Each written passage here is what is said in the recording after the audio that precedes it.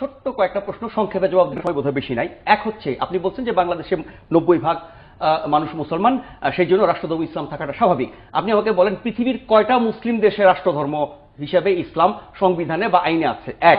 আর দুই হচ্ছে রাষ্ট্রধর্ম ইসলাম দেশের আইনে না করলে ওই দেশে ইসলাম থাকে না। বাংলাদেশে যখন রাষ্ট্রধর্ম ছিল না তখন কি ইসলাম ছিল না? আপনি ধর্ম পালন করেন নাই।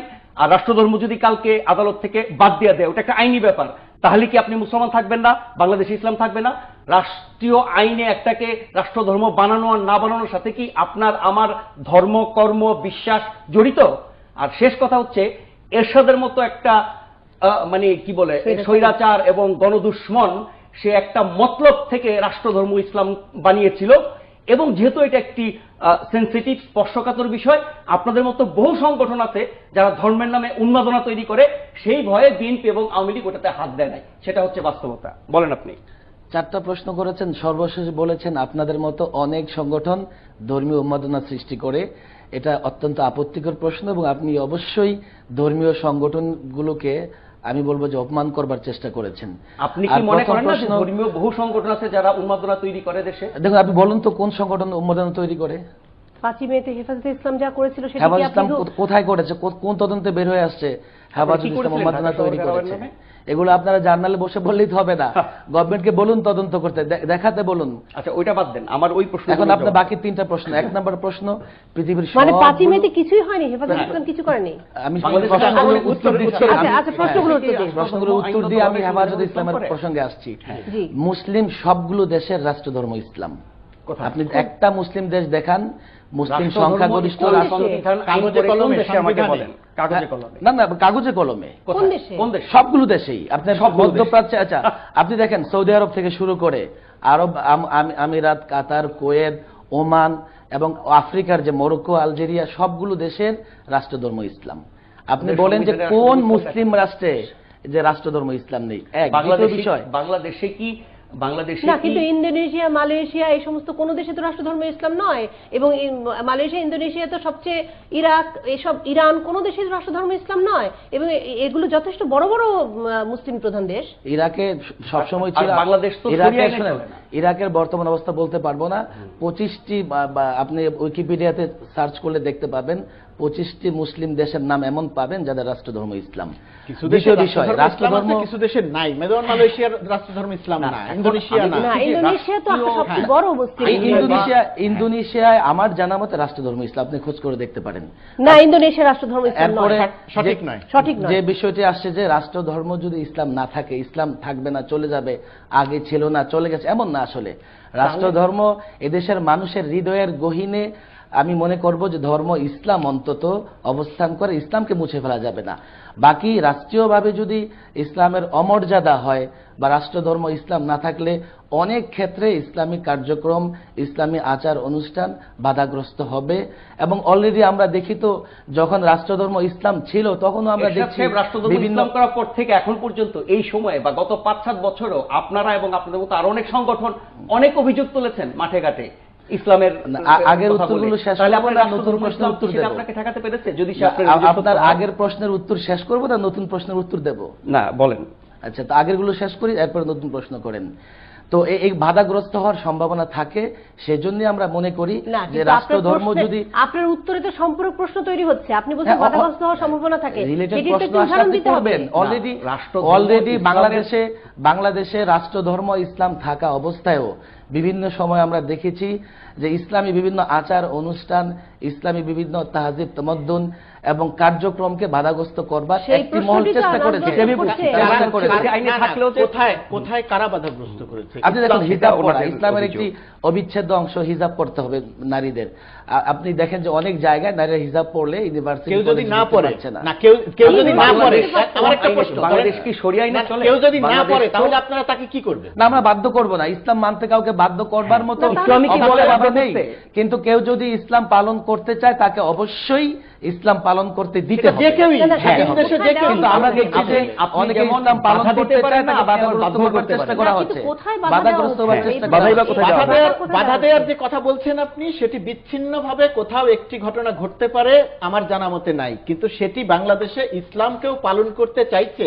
আমি ইসলাম পালন করতে চাইছি, ধর্ম পালন করতে চাইছি, আমার বাবা মা ধর্ম পালন করতে চাইছে, পালন করতে পারছে না, বাংলাদেশে এরকম ঘটনা কোথাও কোনো জায়গাতে আর ঘটে না, না। রাষ্ট্রধর্ম ইসলাম যেখানে থাকা ঘটেছে, অবস্থায় তো ধর্মের যেখানে বাধা ঘটেছে, হচ্ছে। যেখানে ঘটেছে, তাহলে সেটি না অধিকাংশ থাকলে- জায়গাতে, অধিকাংশ জায়গাতে মানে ইসলামী নাম ধারণ করা কিছু সংগঠন, আপনারা একটু আগে যেরকম আপনারা বললেন যে আমি মুসলিম নই, এরকম কিছু ফতোয়া আপনারা বিভিন্ন সময় বিভিন্ন জায়গাতে দেন। এই কারণে ইসলামের যদি কোনো অবমাননা হয়ে থাকে, ইসলামের যদি কোনো সমস্যা তৈরি করা হয়ে থাকে, সেটা আপনাদের মতো সংগঠন আপনারা করেন। এই টেলিভিশন স্ক্রিনে অন রেকর্ডে আপনি একজন মানুষকে বলে দিচ্ছেন যে আপনি মুসলিম নন, অর্থাৎ এটি কোনোভাবেই ইসলাম এই বক্তব্যকে সমর্থন করে না, কিন্তু আপনি ইসলামের নাম ব্যবহার করে এই বক্তব্য দিয়ে যাচ্ছেন। দেখুন, এই প্রসঙ্গটি আপনি প্রায় কয়েকবার অবতারণা করেছেন যে আপনি মুসলিম নন, আপনি মুসলিম নন। আমি যখন একবার এটার উত্তর দিয়ে দিয়েছি, তো বুদ্ধিমান হিসেবে আপনার কাজ ছিল এই প্রসঙ্গ আর না না। তারপর আমি ক্লিয়ারলি বলছি, তারপর ক্লিয়ারলি বলছি, আপনি যখন এই কথা বলছেন যে আপনি মুসলিম নন, আমি কথা বলছি, আমি সর্বশেষ উত্তর দিচ্ছি, আপনি ইচ্ছে করলে এরপর তসবিহাত তিনি 100 বার জপেন। আচ্ছা, আমার কথা পূর্ণাঙ্গ রূপে আপনি শুনেননি, মৌলানা মুফতি আমার শাহাদাত কথা হোসেন- আপনি পূর্ণাঙ্গ রূপে শুনেননি, যার জন্য আপনার এই ধরনের সন্দেহ জি, হচ্ছে। জি, মৌলানা এরপরে মুফতি- আমি আমার আগের প্রশ্নগুলোর উত্তর না, কে দিবে? আমি চলে যাব না দিয়ে। প্রশ্নগুলোর উত্তর আপনি দিয়েছেন। মৌলানা মুফতি শাহাদাত হোসেন, আমার হাতে সময় নেই, আমি একটু তথ্যগত কিছু বিভ্রাট ধরিয়ে দিচ্ছি। ইন্দোনেশিয়ার উইকিপিডিয়া অনুযায়ী ইন্দোনেশিয়া হচ্ছে একটি সেকুলার স্টেট, এবং মরক্কো আমাদের হাতে আছে রিলিজিয়ন ইন্দোনেশিয়া কনস্টিটিউশনালি আর সেকুলার স্টেট, এবং মরক্কো সহ অন্যান্য যে দেশের কথা বলেন, আলজেরিয়া, সেগুলো সবকটার কোনোটিতেই রাষ্ট্রধর্ম ইসলাম নেই। না, সবকটার আপনি আচ্ছা কটা আছে সেটা বলেন, কটা আছে সেটা বলেন। আমি দেখতে পাচ্ছি আমার সামনে খোলা আছে, এটি খোলা আছে উইকিপিডিয়া। কিছু দেশের নিশ্চয়ই আছে, পর্দা মধ্যপ্রাচ্যের আমি তো কিছু দেশের আমি তো নিশ্চয়ই আছে। আপনাদেরকে দেখতে কিন্তু পাচ্ছি উনি না, যে সব উইকিপিডিয়ায় দেশগুলোর নাম যদি উল্লেখ আপনি করেছেন, হারে সেই বলেছেন, দেশগুলো না, নাই।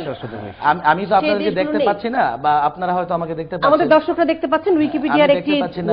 পর্দা খোলা আছে, এবং সেটি স্পষ্টভাবে আমি দেখা আসার যাচ্ছে। সময় সার্চ করে আসছি, আমার নজরে যা আসছে সেখানে আমি না, না, আমার- 25টির মতো মুসলিম দেশ এমন গণনা করতে সক্ষম হয়েছি যেখানে রাষ্ট্রধর্ম ইসলাম। পাকিস্তান নামক ধর্মভিত্তিক রাষ্ট্র থেকে স্বাধীন হবার পরও সংবিধানে নতুন করে রাষ্ট্রধর্মের বিধান করেন তৎকালীন স্বৈরশাসক হুসেইন মোহাম্মদ এরশাদ।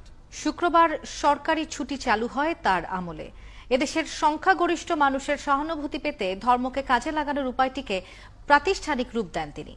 বিস্তারিত জানাচ্ছেন নাজিম মুনি। 1972 সালে স্বাধীন বাংলাদেশের সংবিধান প্রণীত হয়, যা কার্যকর হয় ওই বছরেরই 16 ডিসেম্বর থেকে। সেই সংবিধানে রাষ্ট্র পরিচালনার 4 মূলনীতি ছিল: জাতীয়তাবাদ, গণতন্ত্র, সমাজতন্ত্র ও ধর্মনিরপেক্ষতা। কিন্তু 1988 সালে তখনকার স্বৈরশাসক HM এরশাদ সংবিধানে ইসলামকে রাষ্ট্রধর্ম হিসেবে অন্তর্ভুক্ত করেন। সংবিধানের 8ম সংশোধনীতে বলা হয়, প্রজাতন্ত্রের রাষ্ট্রধর্ম ইসলাম, তবে অন্যান্য ধর্মও শান্তিতে পালন করা যাবে। যে একই নীতি আদর্শ বিশ্লেষকরা বলছেন, এই দেশে ধর্মের নামে বিভক্তির বীজ ঢুকিয়েছিলেন এরশাদ। জেনারেল এরশাদ জিয়াউর রহমানের পদাঙ্ক অনুসরণ করেই বাংলাদেশের রাজনীতিতে যে সাম্প্রদায়িক শক্তির যে উত্থান, সেখানে সে কন্ট্রিবিউট করেছে।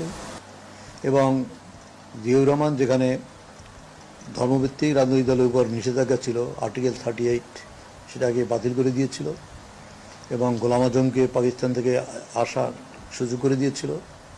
যারা মুক্তিযুদ্ধ বিরোধী তাদেরকে মন্ত্রী বানিয়েছিল। জেনারেল মোরাললেস জিয়াউর রহমানের যে নীতি পলিসি ছিল সেটাকেই অনুসরণ করেছে। রাষ্ট্রধর্ম ইসলামের সুযোগ নিয়ে 90-এর দশক থেকে ইসলামপন্থী দলের সংখ্যা বাড়তে থাকে এই দেশে।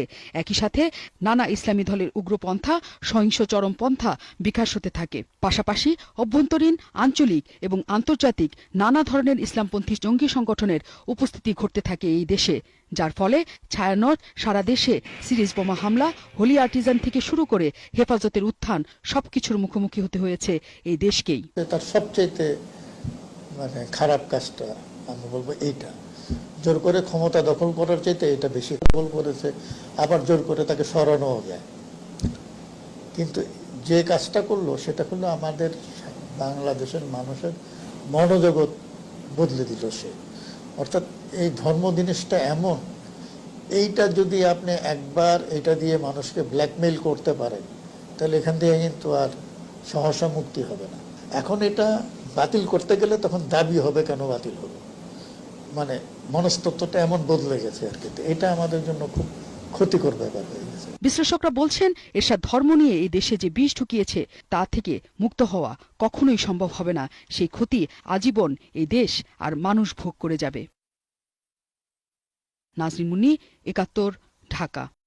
বিশ্ববিদ্যালয় কুয়েটের শিক্ষার্থীদের বিশ্ববিদ্যালয়ের শেষ দিনের আচরণে শিক্ষা জীবনকে স্মরণীয় করে রাখতে কম্পিউটার প্রকৌশল বিভাগের ১৫তম ব্যাচের ছাত্রছাত্রীরা অ্যারাবিয়ান পোশাক পরে ক্লাস করেছেন।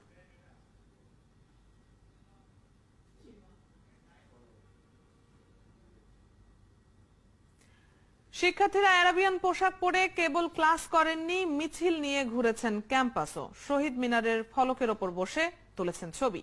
ছাত্ররা আরবীয় স্টাইলে আলখাল্লা, জুব্বা এবং টুপি পরে ক্যাম্পাসে আসেন ৩১ ডিসেম্বর।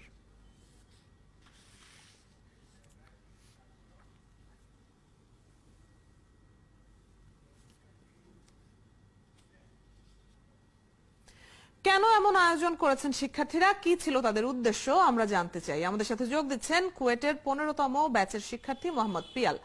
তার সাথে কথা বলে জেনে নেব এ ব্যাপারে বিস্তারিত। পিয়াল, ধন্যবাদ আমাদের সাথে যোগ দেওয়ার জন্য। ঠিক কেন আসলে এই আয়োজন, এমন সাজ পোশাক পরে শেষ দিন উদযাপন করার পরিকল্পনা কেন হলো, এবং এই পরিকল্পনাটি কর্তৃপক্ষ জানতো কিনা?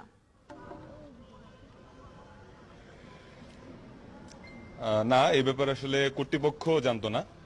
আর উদ্দেশ্য বলতে গেলে আসলে আমাদের কুয়েটে যেটা হয় যে প্রত্যেক ডিপার্টমেন্ট যখন তাদের ৪ বছরের একদম শেষ ক্লাসটি করে, তো এই শেষ ক্লাসে তারা একটু ভিন্ন ধর্মী কিছু করার চেষ্টা করে।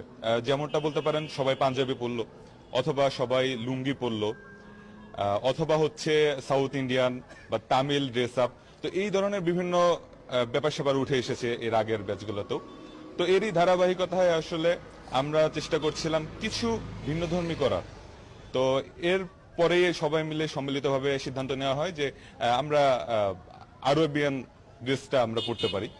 তো নিশ্চয় মানে শুধুমাত্র মজার উদ্দেশ্যেই এবং দিনটিকে স্মরণীয় রাখার উদ্দেশ্যেই এই পোশাক পরে আমাদের ক্লাসটা করা। অর্থাৎ আপনাদের ক্যাম্পাসে এরকম আয়োজন আগেও করা হয়েছে। আপনি যেমনটি বলছিলেন যে তামিল বা সাউথ ইন্ডিয়ান পোশাক এর আগে পরা হয়েছে, তো কখনো এরকম মাথায় এরকম চিন্তা আসেনি যে আমাদের দেশীয় তো অনেক ধরনের পোশাক রয়েছে, তো যেই পোশাক আমাদের নয় সেগুলো পরেই কেন আমাদেরকে মজা করতে হবে বা আনন্দ উদযাপন করতে হবে?